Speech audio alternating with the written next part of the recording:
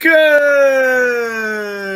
morning and good afternoon to all of our merry Marvelites. Welcome to Marvel Movie Talk right here on Geekscape. As always, I am Christian Bladt, excited to join each and every one of you to discuss episode 4 of Secret Invasion, joined by not just Count Eric Connor, but also the what title does Fezzik have? Is he the Duke of Connor, or is it? I mean, he's the emperor, and we just quake in fear at his mere presence. Well, I can tell that the emperor does indeed have no clothes, but fortunately, perfectly clothed, the one, the only, Michael X. Shirley. Hello, sir. Oh, hey, just me. I thought I was man's best friend. It depends on the man, I suppose. Also, having our filling out our 2 dog with 2 G's quotient, dog like Nate himself, Nate Miller. Nate, thank you, sir, for being with us today. This bright and sultry Southern California morning. We're very excited to be here. And Cami Egan in the chat says Fezzik is making his debut. Is this? I don't think this is his first time. Maybe we've just heard him before. It's kind of a Nick Fury thing. Like, he showed up a little bit, and now in the background, yeah. Now he's front and center, and get to stay after the credits. And gained a little bit of. He comes in and tries to assemble. In my head, I'm trying to decide if I want to say Dog Vengers or Bark Vengers, but by putting it that way, I don't have to land on one, and then I don't have to actually commit to either joke.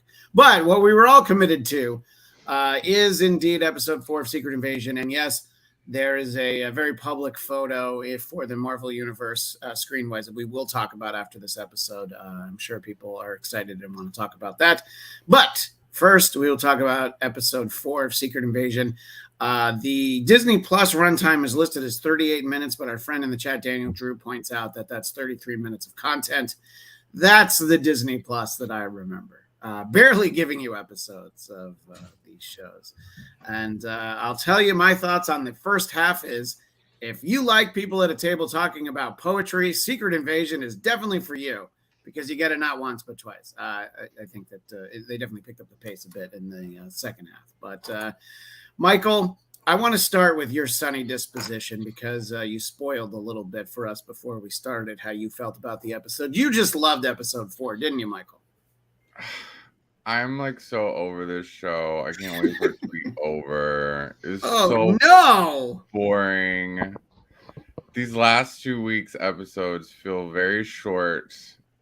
I mean, I know from what I've heard from you, Christian, that's not necessarily a bad thing, but I need more. They clearly don't have Olivia Colman money. I mean, I'm sure she'll come back, but yeah, they can't pay her for 6 episodes. It looks like she did her 4 and hit the door. So is it pacing? Do you not care? Tell me what the biggest problems are. I don't care at all. Wait, let me amend that. Tell me what your biggest problems are for this series. Your biggest problems, that's a separate podcast in and of itself, which we'll certainly visit. Yeah. It's a mystery series. True crime. I don't care about any of these characters. I feel like this is something that this Nick Fury thing is something that was in the contract. Like, he demanded that he have his own show or something, and this is what they got AI to put together for him. Like, they made this show on ChatGPT. Let me put it in a different way. That in his contract, for whatever it was that they renewed him for, a number of appearances, they made him do a show. They said, yeah, you can be in these movies, but we're going to do a show with you, whether you want it or not. And I think that I had a few thoughts during this episode, Nate, that there were a lot more times in this episode than any other time I've seen Sam Jackson as Nick Fury, where I felt like, oh, he's Sam Jackson in this scene. He did not feel like Nick Fury. A number of times, I thought, in this episode. Specifically, now knowing what we all knew about Rhodey from the previous time we saw him, that he was a Skrull. What do you think about Nick in this episode, Nate? Um, I want to say first that I probably enjoyed this episode the most. I guess I think just because some stuff kind of happened. If you Yeah. don't think too hard about it, um, but yeah, I don't. I don't. Yeah, I mean, I think I said in the first episode, like it feels like he's just being Sam Jackson, like he's not being Nick Fury, and Yeah. I don't think that's really changed. I did enjoy his scene with Rhodey a little bit more in this episode, but again, it did very much feel like Don Cheadle and Sam Jackson just messing around with each other in a room, like, which is enjoyable to watch, but not like I'm not buying into the Marvel world through that lens. So I don't know. I still maintain I don't think it's bad. I don't think it's definitely written by people, not ChatGPT. It's not that bad. But it may have been like edited or reviewed by ChatGPT or something. Like There, there might have there been is something like missing. there might have been a final polish on the script by Chat GPT that took some elements out. I agree with the way you're characterizing this scene with Don Cheadle and Sam Jackson, that if this were a behind the scenes release of, oh, this is an acting exercise where they improvised, and then they shot a scene that was really well scripted where the two characters were indeed in character, that probably would have been a lot more fun. If this was just like, oh, they're just messing around, and that scene that you saw in the show where they seemed in character and everything made sense. I mean, Rhodey getting drunk at work is it's a choice. Let's just say that it's a choice by the people behind the scenes. Eric, if you're teaching screenwriting and this is turned into you, are there any big notes that you feel like you would focus on straight away with episode 4, Beloved? Beloved. Wait, was the episode called Beloved? I believe it was, yes. Mm-hmm.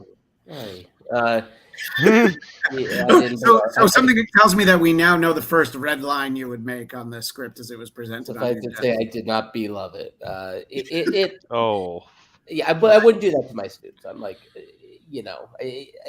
cruelty tends not to be a great way to teach, despite what. Agree to disagree, but I'll hear you out. Me, it's what it seems to keep happening. It feels like the captain keeps leaving the wheel on this. Repeatedly, like you were saying, like it felt more. You were saying. Felt more like Samuel L. Jackson than Nick Fury at times. I agree. It was like a bunch of Nicks. There was a Nick Fury sense, and sometimes he felt like Nick Cave, sometimes like Nick Cage.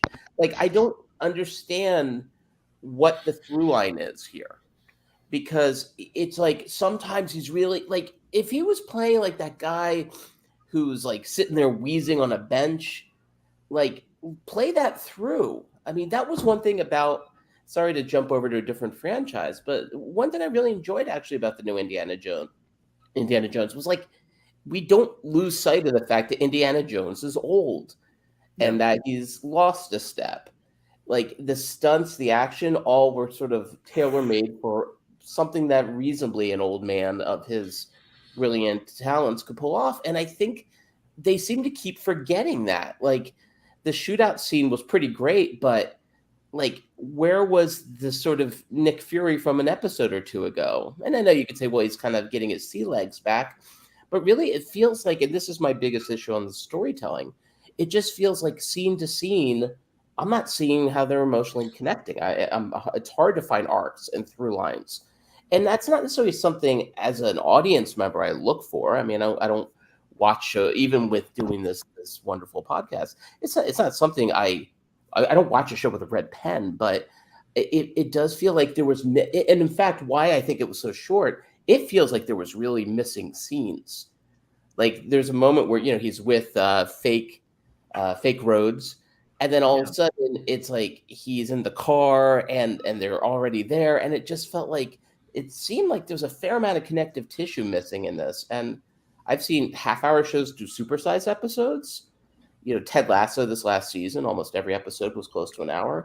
But going for an hour-long show to turn in something this short, to me, smells like something was rotten in the state of post-production. Feels like something really went wrong in post, or they were really unhappy with what they got, more to the point, more likely. Something's rotten in the province of Quebec, where they have post-production tax Right. credits. Very generous. Yes, I see what you're saying. And let's also keep in mind that Nick Fury is not getting his sea legs back. He's getting his space legs back. But I do know what you're saying. And we are trying to sort of This is navigate. why it's called the Black Cast. I mean, well, first of all, it's not. This is Marvel Movie That Talk. was canceled. Marvel Movie Talk at Geekscape. Sorry, Jonathan. Keep the branding straight. But that's why that show's called. I think, I don't know. I kind of agree with both Nate and Michael. The second half of this episode, I thought, was some of the best part of the show that we've gotten thus far.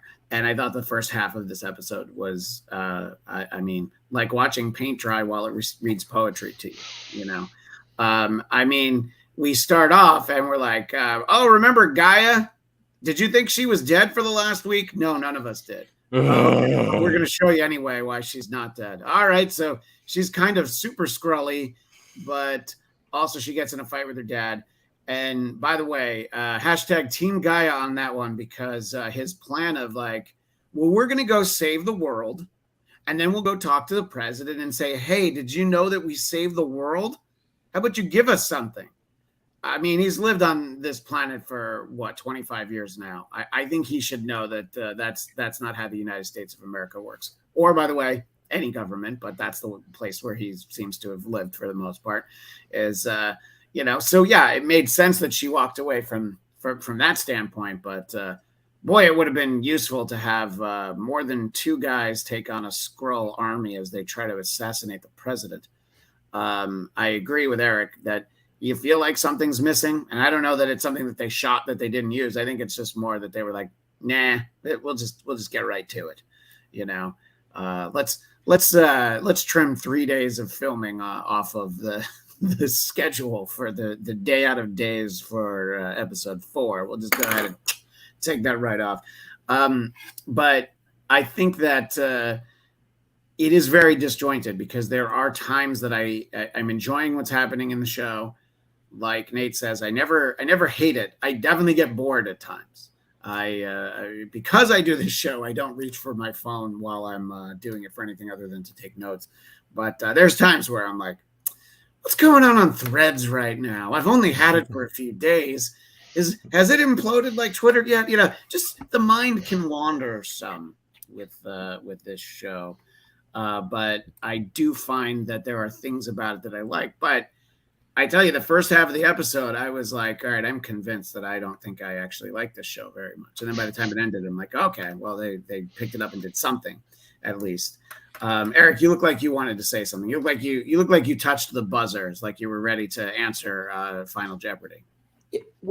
There's only been 4 episodes. 3 of them ended the exact same way, with someone seemingly dying. Yeah, like that alone should tell you there's problems here. And again, this is where you need like a showrunner who's got a really good vision for like not just an episode or a scene. By the way, that set piece at the end, finally we got some legitimate action for the first time in probably since that first episode. But it just there doesn't seem to be a real sense of overall scope of this thing. And for something called an invasion, it feels like almost like the budget is really showing here. I mean, that set piece was great, but I'm not feeling much of an invasion. The president, it doesn't feel like a president, with all due peace and love to the fabulous Dylan McDermott, or Dermot Mulroney, or Mulroney Dermot, whichever one this guy is, who's fine, but it feels like the president in one of those like 80s sex comedies where like the president's coming to visit the college. The you mean or is it more like Machete, where the president is Charlie Sheen? Does it feel more like that? But she has an entourage. I'm going to say that I think that the set piece was good, but it was another instance where even that, I'm like, oh, that's the entire presidential motorcade. Okay. That's the entire Skrull strike squad. Okay. And the representation of S.H.I.E.L.D. is two guys in a Jeep. Yeah. There's two guys in a Jeep. Two great actors. Land Rover. You're right. It's a Land Rover. My apologies. I think it was a Kia. Well, Shield doesn't exist anymore, right? Like that's Yeah. their excuse for that. There's an excuse for that. There's no excuse for being able to approach a president's caravan by helicopter, which is a very stealthy approach. Yeah. And they have let me just interject surface to, yeah, go ahead, Nate. No, they have surface to air missiles in a truck. It's part of their caravan, but somehow they don't have the capability to see helicopters coming. And by the way, there's a great way to explain that away. Rhodey like switches something off, and you just show us that. And instead of him I did like the shot that he just sits there and lets all the mayhem happen around him. Mm-hmm. That was kind of a moment that I'm like, yeah, I think that's the right move. There's no reason to engage here. You can't blow your cover and just stay safe. But yeah, I agree that boy, was it easy. And if you've got high level negotiations in Russia, I feel like when the president goes to Las Vegas, he travels with more than what we saw in this episode. Hunter Biden travels with more. Dude, in Delaware, Biden had more people than this. And that was before he was president. So he was running. So you're saying if he's going to go stroll the boardwalk in Rehoboth, he's got a bigger detail than President McDermott had in Russia. Yeah, I agree. I think that also, Rhodey's sitting in a car with, I guess, assuming those are other Skrulls, but he uses the code name for the president. He's like, yeah, Citadel's in vehicle 2 or whatever. I'm like, all right, maybe you need a different code with the Skrulls to be like, the package is waiting in building 2. I think the name should have been McDermott. I think that would have been the ultimate. And Craig Robinson with the question, what is this? An invasion for all caps? Ants? Thank you. Anytime that Craig stays up late with us across the pond, it's always greatly appreciated. Let's circle back. Michael, I want to try to see if we can wring any positivity out of you this week. Was there anything you liked in this episode? You have to concede that the pacing is very different. It's a 33-minute episode. So basically, minutes 1 through 15 versus minutes 16 through 33, it definitely moved a little faster. I would say if you're a big Fantastic Four fan, the whole Super Skrull idea is probably exciting. I guess Gravik is like Groot now or something. I did like the Groot arms. I don't know how that's going to work out and how they're going to find a way to get rid of him if that's the case. Just wait for him to turn into a bunch of little lights, right? Isn't that how you kill a Groot? You let them kill themselves. But the thing that works in Fury's favor is that he's up against an enemy whose budget for special effects allows him to use his power like one time an episode. So once he does it, you can just swoop in and shoot him. I did like the kill shot to the brain, and then he's like, oh yeah, by the way, I'm Super Skrull, which I feel like that would have been the dialogue in a certain era of Marvel Comics in the late 90s. He's like, nice shot. Too bad I'm Super Skrull. Next issue, I also would say that this is probably not going to stay through, but I kind of like they got rid of Talos. I've not been a fan, he's invested. Like he's just as gone as Emilia Clarke was. As which is always my main problem with all of these properties. It's like the stakes are so high, but they're really actually very low. We always know they're gonna bring whatever they want back, whatever they need back. Like Eric was saying, 3 of these 4 episodes, someone dies at the end. But do they? It's just Well, and then keep in mind in the other one, a character is told to kill another character, and here's the gun you're going to use. So let me bring in this comment from Daniel Drew. When I watched the Real Rejects reaction, hey, what are you two-timing us? But that's all right. We're glad you're here, as always, Daniel. It was suggested that the president won't survive this since Thunderbolt Ross will be president in the Captain America movie. I mean, there's still elections, even in the MCU, and we don't know how many years after that. Or he's the vice president. Oh, you think that Thunderbolt Ross might be the vice president? Yeah, that worked for Jack Ryan at one point, you know. Right. So yeah, all right. I thought it was an interesting comment there, but I don't know. I think that I'm hoping that you cast a well, I was going to say a name actor, but he's an actor that's recognizable, and you narrow down his name to two, whether it's Dermot Mulroney or Dylan McDermott, whichever one it is. You're like, oh yeah, I know this guy. I just forget which one of them he is. But I don't know. I felt like, again, the scope so often on the show is just so small. And yeah, I think that the four of us might be able to do a better job of protecting an asset like the president of the United States in Russia than but again, Rhodey's working against everybody. Maybe he's like, nah, bring the small nuclear football, just but bring like stuff. It wouldn't have been hard to add a few minutes of scenes of like their inner cell within secret security, like with like activating and like disabling things to like allow for all of this to happen, and it would have added to the scope of this idea of the invasion of like another episode we're revealing more people that have already kind of been taken over. But instead we just got and then Gravik attacks the president on his way to meet with Russia. It's very like bullet point storytelling. Yes. And it makes for cool set pieces, but yeah, I think Eric really like I think I didn't understand what was missing, and that's that emotional connection between the scenes, let alone the episodes, is like very disjointed. And I think that's like you keep talking about the beginning of the episode. I just don't care about Fury's wife like at all. Also, I have a question: is that technically blackface? If you're like a Skrull and you assume the identity of a black person, and then like especially to seduce a black man, like. Nate, I've learned one thing. In 2023, I don't even have an opinion on that question. I know not to weigh in on that. Yeah, I was just more asking it to. Man, let me talk about it. It was agree. It's like a philosophical, there is no answer. Just think about it, kind of a thing.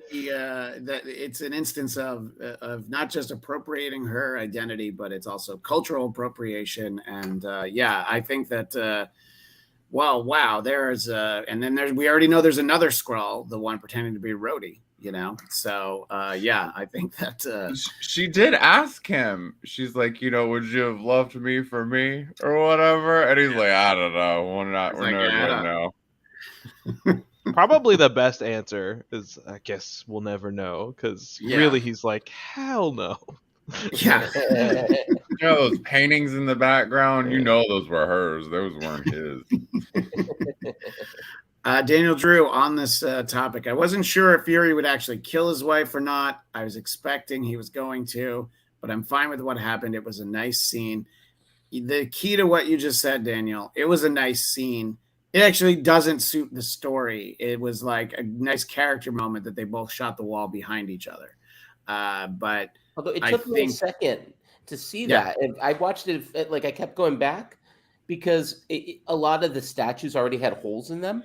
Oh, I see. Yeah. And so it was like, wait, where's the hole? And then on her side, you could see it more cleanly. But is that what you call people's mouths? The hole? Yeah. Mouth. One of the things. Well, it really doesn't. It really doesn't suit the like espionage theme that they're supposedly trying to go for. Like, yes, it makes it much sadder, but like when your secret agent wife, who actually was like that whole thing of her picking someone specifically that would appeal to him and like all of that like means like nothing now. Like all of the whole thing of this like espionage genre, right, is like you don't know who these characters are, and it's the sudden like, oh no, their motivations have suddenly changed, and instead of them following through on that on this character and making this character who kind of comes out of like his wife character would have meant so much more if it was like, damn, Gravik and his like agent, rebel unit turned my wife, and I had to like put my wife down because she was going to kill me because she had turned, right? Like that's dark, that's grim, that's something Nick has to then live with, and then that small character that we see for a little bit of time at least has some type of lasting impact, whereas now it's just like, all right, cool, he just went to go see his wife, and then now she decided not to kill him and he decided not to kill her, so now she's gonna be on the run or something, or is she gonna get a spin-off Marvel show? Is that what's coming now? Like it just doesn't, I just like a character that I already really didn't care about, and the ending really just made it more so like, cool, like this character literally doesn't matter. Right, exactly. They didn't make us care about her. I think it's a tremendous character moment for the Fury that we keep telling, doesn't have his space legs, isn't the old Fury. Well, he did gun down his wife when she found out that when he found out she had a gun to try to kill him. What were you going to say, Eric? Well, I also think they keep missing out on the heel turns. Again, sorry for going back to a wrestling comment, but they did. So thus it feels like we should too. Right. We're using their language now. But, okay, heel turn, wrestling. Like you do it at a moment that's most dramatic. Hulk Hogan saves Randy Savage from the NWO, and then he turns on Savage, drops a leg, and then he's like, "Welcome to the new world order, brother." And we don't have that moment. I mean, imagine Don Cheadle as Iron Patriot or War Machine, wherever he is, whatever he's calling himself nowadays. And he's seemingly helping, and all of a sudden he turns on the president. Like, that's a moment. Like, that's the Captain America saying Hail Hydra moment from the comics. And they're like missing out on even the things they already have in front of them. Like, the idea that Rhodey is on the other team, that should be a massive moment. We've seen Rhodey in so many films now, and yet it almost feels like those moments are so muted and almost like maybe too subtle or just it has no impact. So I think they're just really missing out on the opportunities that are already there in the storytelling, and ones that wouldn't necessarily take that big of a budget to pull off either.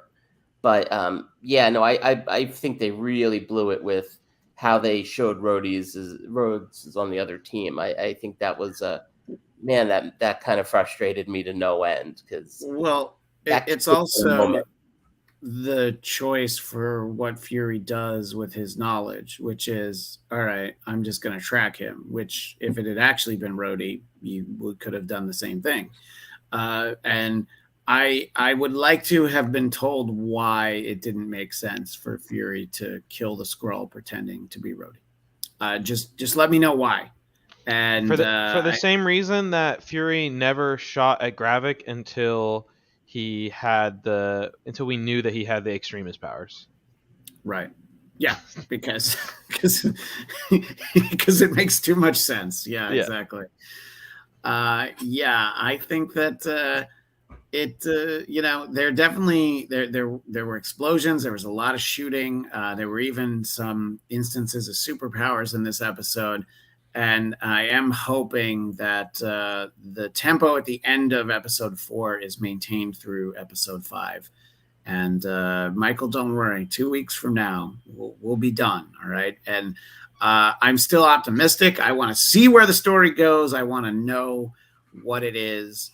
Really what I'm most curious about is where this show ends to lead into what's next. I assume it leads into Captain America New World Order, but there could also be another series in between now and then that they haven't given us a release date on.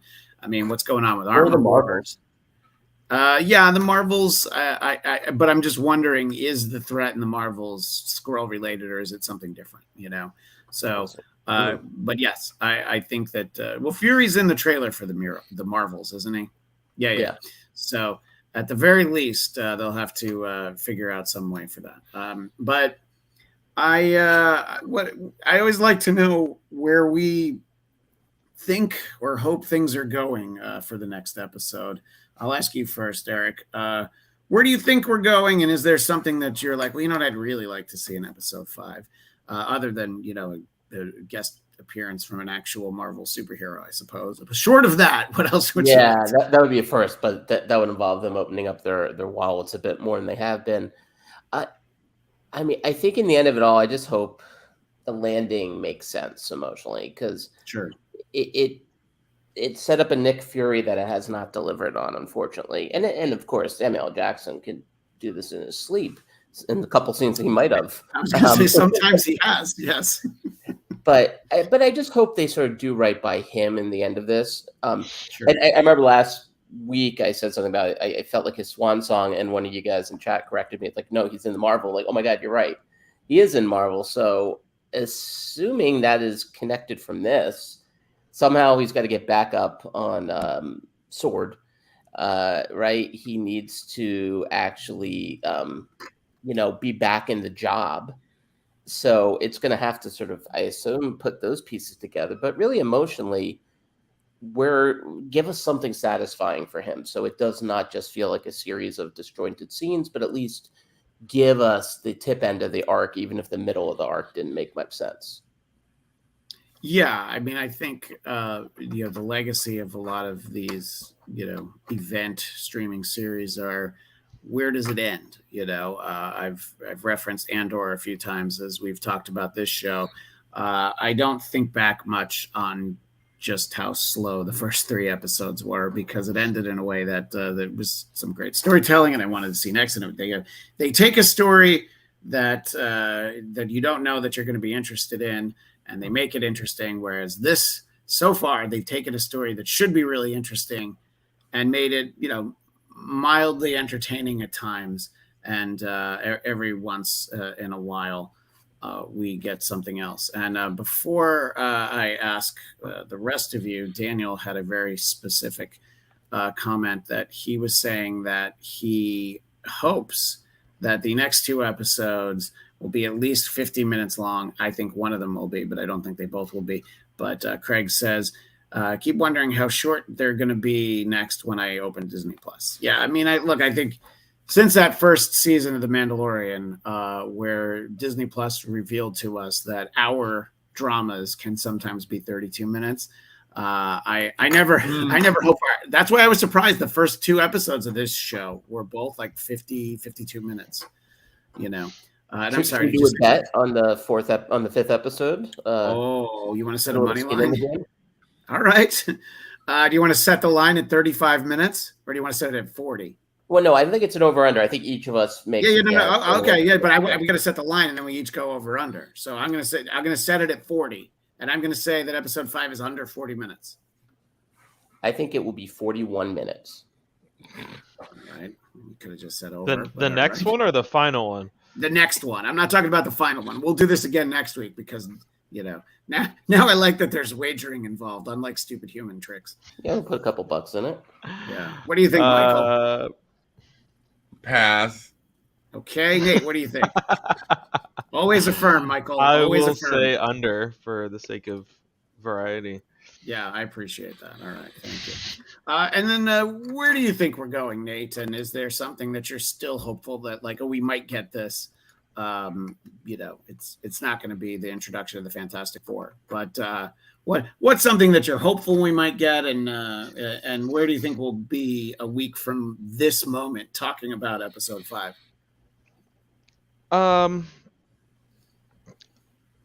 I think it'd be really cool if Gaia kind of becomes the Super Skrull bad guy from the Fantastic Four comics, and ends up stopping Gravik, but then somehow still being upset with Nick Fury and the heroes and Avengers and all that stuff for not helping her, and so she becomes her own kind of a villain thing. I think that would be really cool. So I hope they do that. They probably won't. I hope.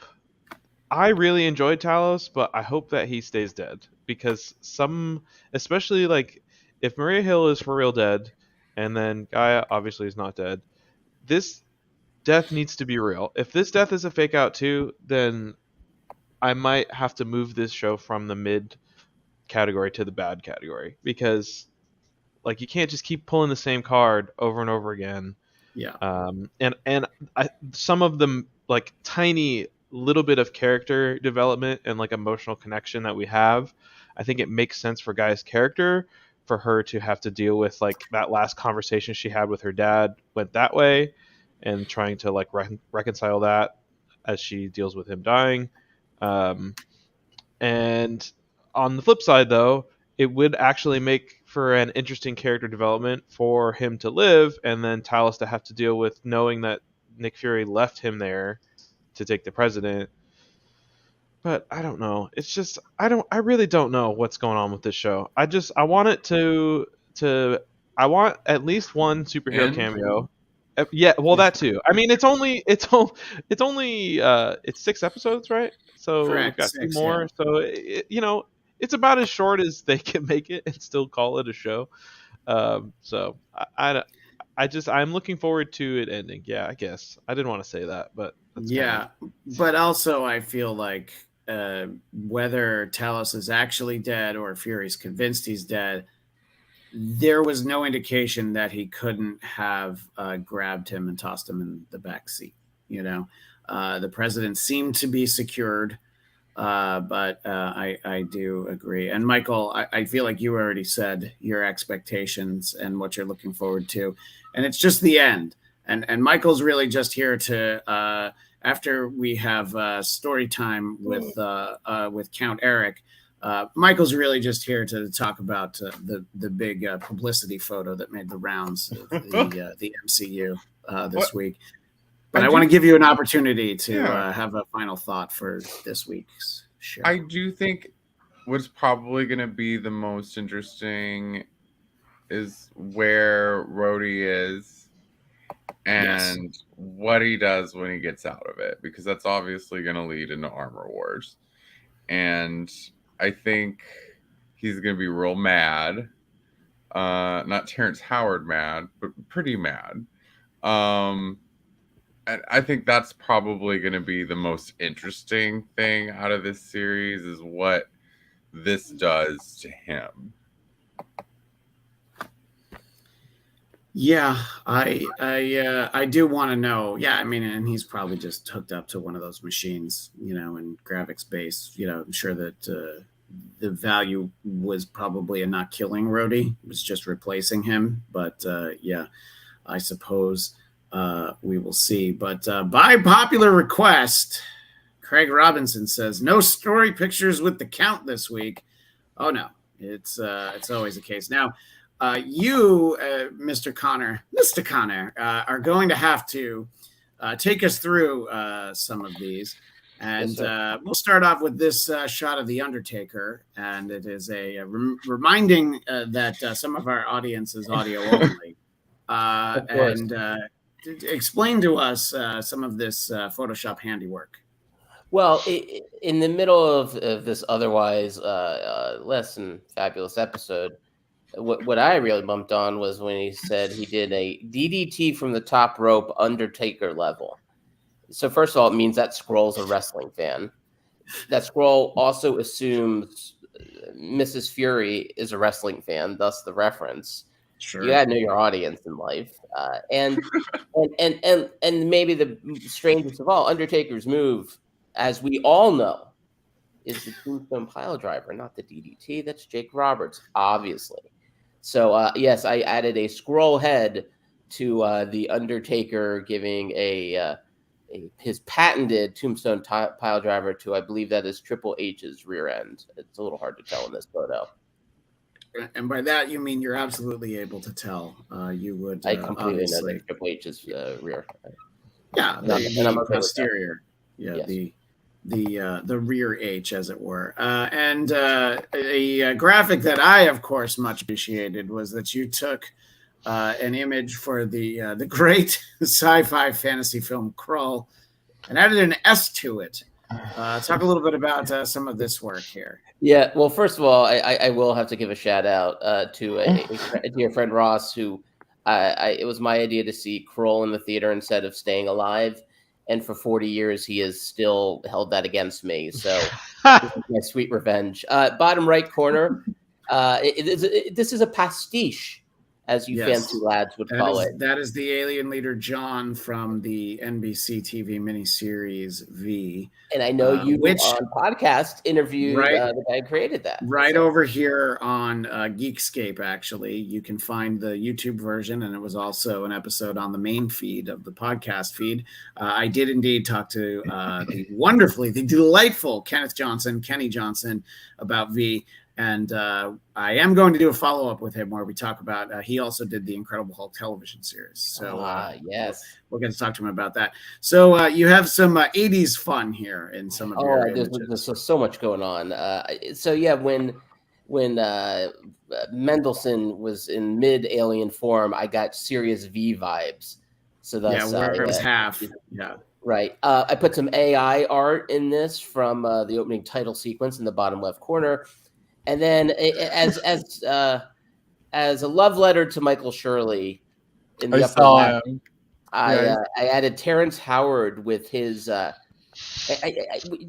Terrence Howard discovered a new version of math, and so this was a visualization of if Terrence Howard stayed in the role, what we might have seen in this episode. That's what we would have gotten. We would have gotten some of that. Or recasting. How does that man look, even in the slightest? Like Don Cheadle. Okay, so the Michael Keaton Batman is the Val Kilmer Batman, is the George Clooney Batman. So recasting never has to make sense. It's not always reboots and everything. And I do want to highlight from the first Star Wars, which being on a platform like Geekscape, I will correctly identify as Episode 4: A New Hope.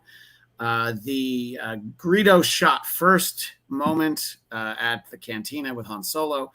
Of course, I assume you got vibes from that moment when the question was who shot first, Mr. or Mrs. Fury. Was that what you were trying to figure out?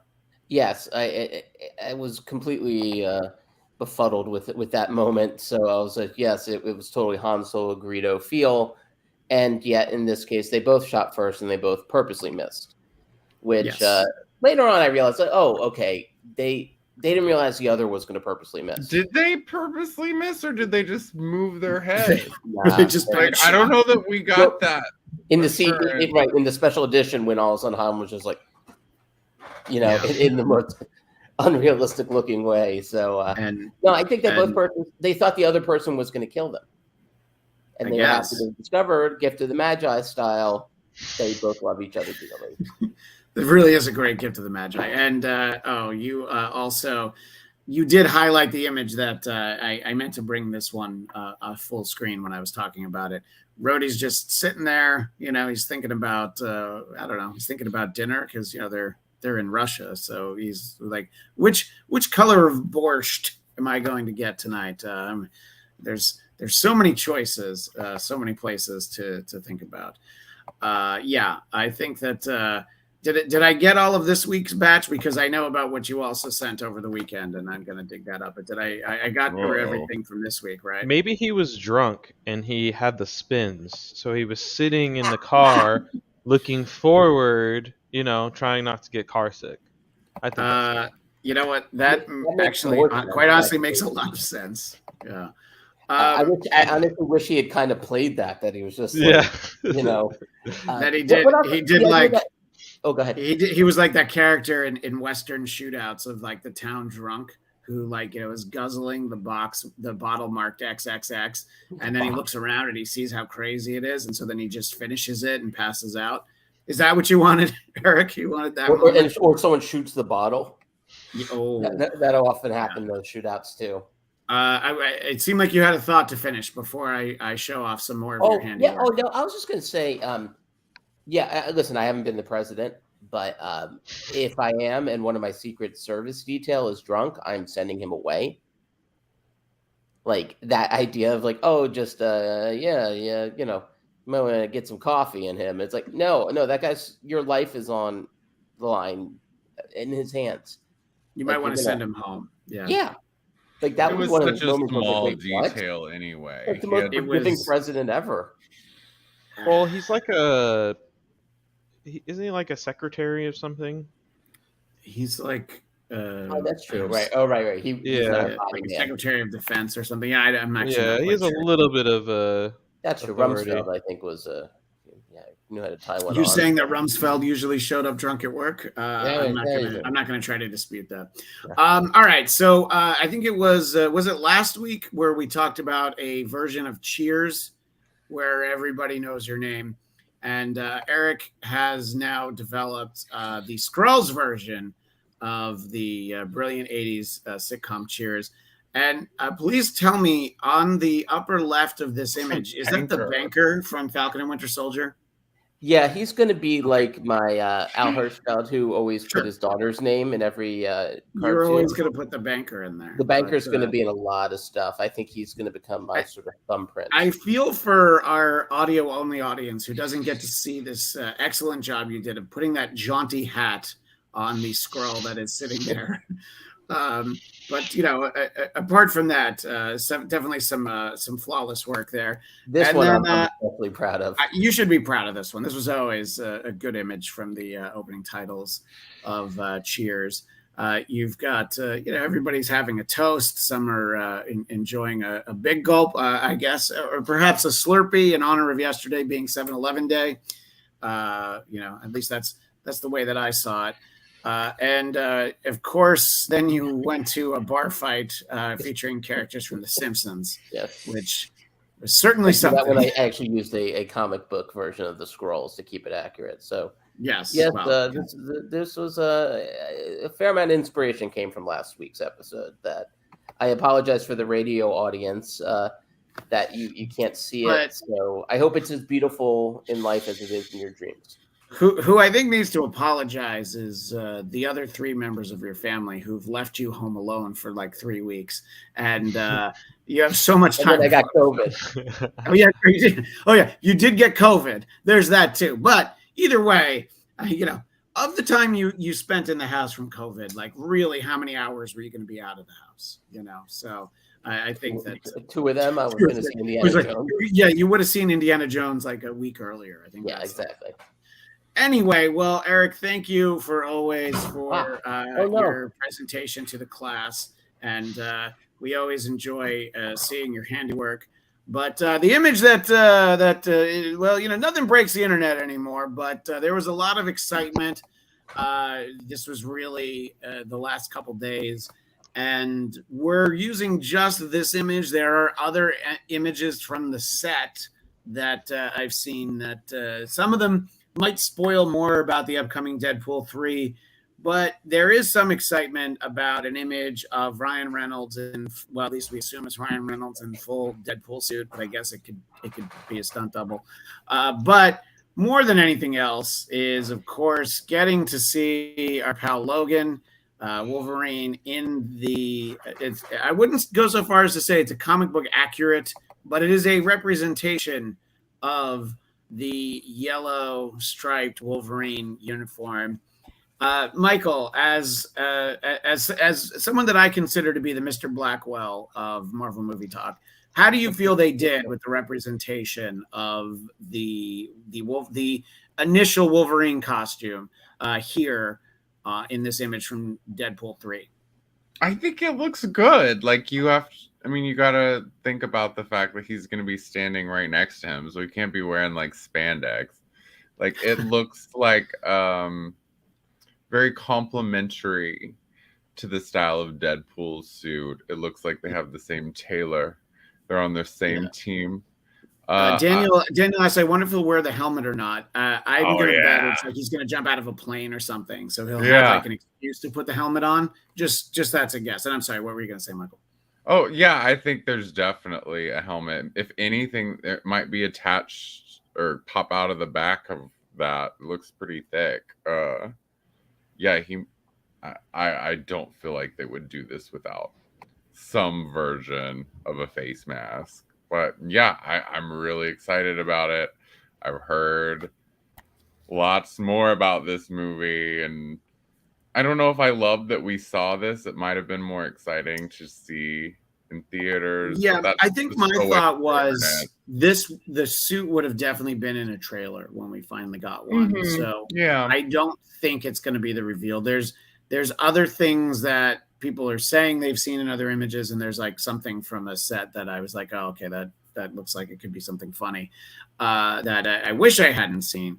And I don't know. I think it's very cool to see. Nate, let me ask you next. What do you think about getting to see Hugh Jackman as Wolverine in a version of the classic yellow and black suit? I think it looks great. I mean, it looks much more like a comic book suit than anything else that we've seen him in. Thumbs up, 5 stars. My concern about this movie is not the costume; it's that they are continuing to shoot this during the writer strike. Yeah. Which is something that they did with the other movie that Deadpool was in that we didn't like that much. The Wolverine.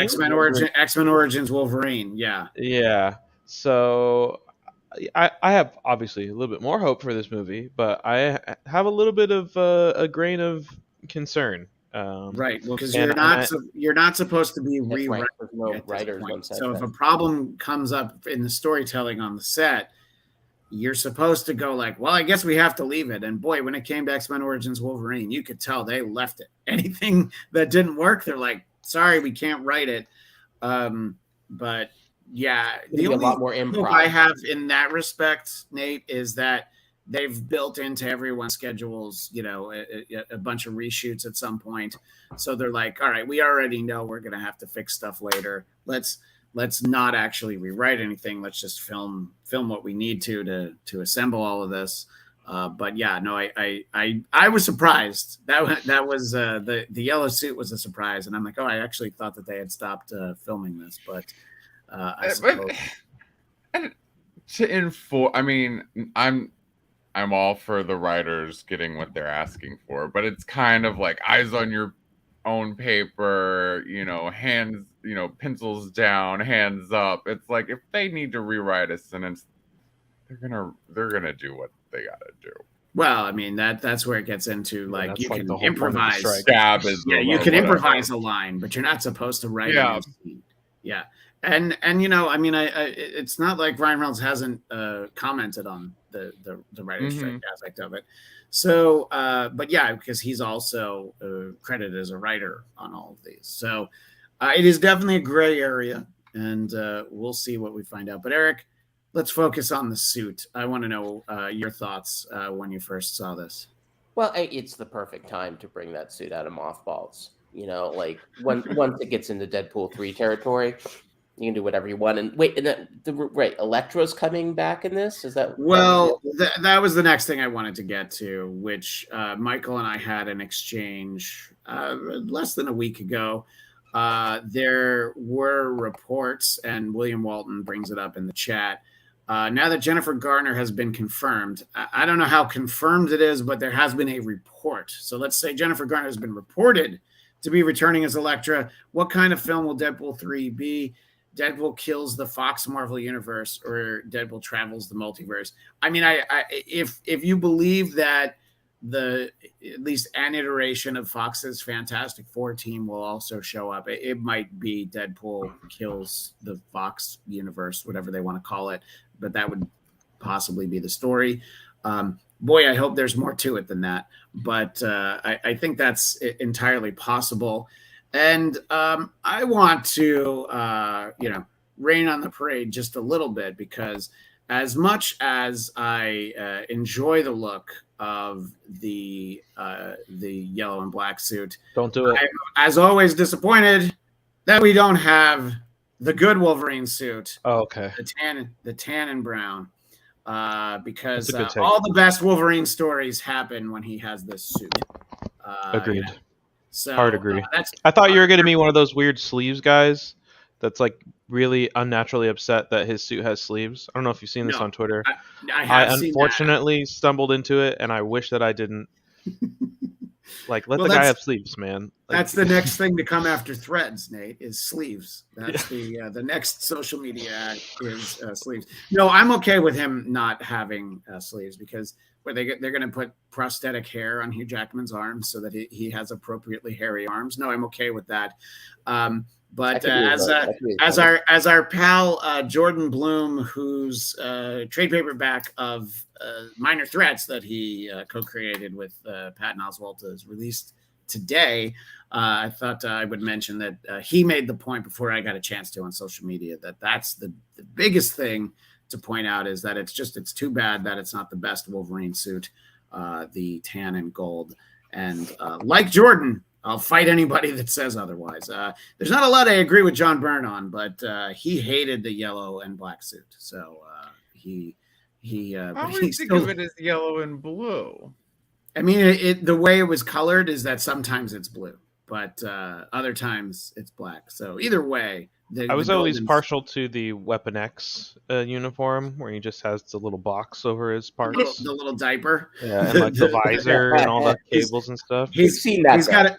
He's got a Tony Stark chastity belt, and yes, we did indeed see that in. We did. That was one of the X-Men movies, right? Where he pops out. Right. That's what's going to save the MCU: loincloths. Oh yeah, but if only. Daniel Drew with a great question: which company would run sleeves? I mean, it's Zuckerberg at this point. All right. I mean, Elon's just getting bored with everything else. I think. Comment from Daniel that Deadpool's a brighter red. I love it. People have been complaining about it. People will complain about anything. You give them a cool photo of this.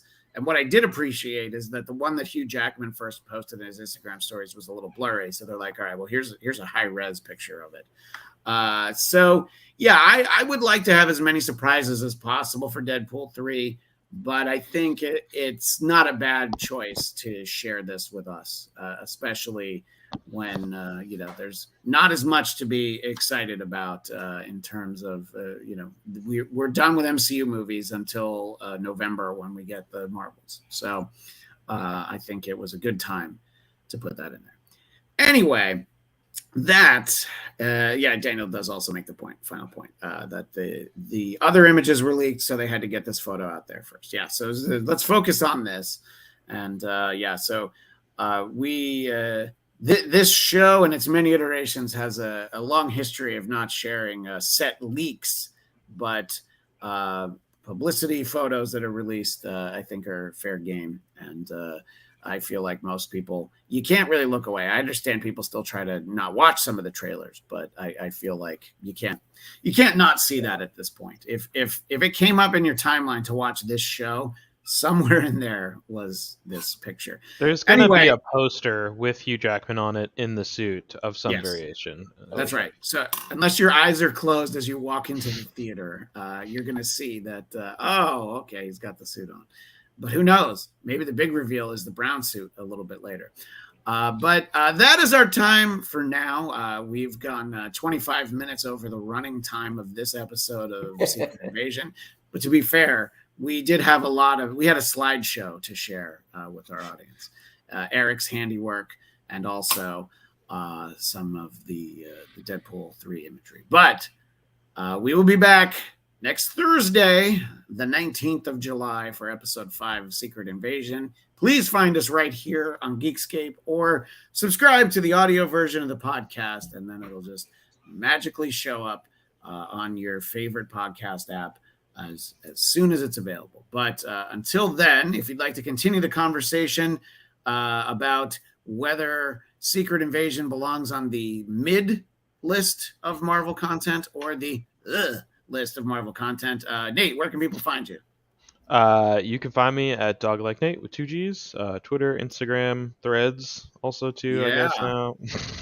That's right. This is the first time where we all have to let people know that we can also be found on Threads. And Eric, I hope you're over there on Threads. All the cool kids are doing it. Yeah, I haven't posted anything yet, but I'm still Count Eric Connor with 2 N's and an ER over at Instagram and Twitter and Threads and soon to be Sleeves as well. Thank you. Yes, and comment at Eric if you want him to share his Photoshop work over on social media, especially for our audio only listeners. If you want to see it, because I could post it, but dude, you're always welcome. Listen, my For the world. yeah, I know I could make a tremendous amount of money off my photoshopping. So, but I don't think you would eat into my profit margin. So don't worry about it. Share away. I'm gonna start selling T-shirts with all of those Cheers Low-res photoshops. Photoshop, yeah. And Michael Shirley, where can you be found? Well, I've got my own little art project going. Some of you might have seen it. You can find my illustrations of celebrity news and fake news at Artificially Intelligent News on Instagram. And you can find me at I Hate Michael Shirley on Instagram and Threads, and which I'm really not having high hopes for. And as Eric is very much anticipating, Michael X Shirley on Twitter. Yeah, exactly. And in the chat, Daniel Drew gives us some late breaking news that Ms. Marvel got 3 Emmy nominations. It wasn't Emmys. It's Hollywood. It's some other award thing. Oh. All right, some other award, but it did get a lot. No, it's true. All right, and Andor got 9. So and so did Obi-Wan, which sort of. All right. Well, look, there's a lot of when all the content that is being put out is IP from nerd content, eventually something's got to get nominated. So let's celebrate that, and we'll see how it goes if any of these awards ceremonies are able to happen. But that is all the time we have for now. You can find me on Twitter and Instagram at ChristianDMZ, and as of this Friday, you'll be able to find me appearing as a guest on a podcast called Shitty Song of the Week, where I presented the Fall Out Boy sequel to We Didn't Start the Fire. This show apparently is usually only 30 minutes. Well, you bring me on as a guest, it's about 92 minutes. But also, the Fall Out Boy We Didn't Start the Fire is possibly, and remember how old I am, possibly the worst song of my lifetime. Oh, we can okay. discuss that. I mean, it It's goes up against the Danny Aiello answer track to Madonna, and that's a bad song. But this is on such a grandiose scope that I feel like. Have you heard the Colleen Ballinger apology? Yes, Pretty bad song. It's one of the greatest songs of all time. So we know which Toxic Train Nate is buying a ticket on. All right, the Miranda Sings train, yes. But you can find that. You can find the Blackcast. Actually, we will be going live for our live audience. Let's see, what time is it right now? Oh, in like 20 minutes. You can find us over on the Blackcast YouTube channel, or you can always just subscribe to the other version. BLADTCAST. Thanks to everyone. Thanks to everyone in the chat. We will see you next time. And as the great Stan Lee would say, Excelsior!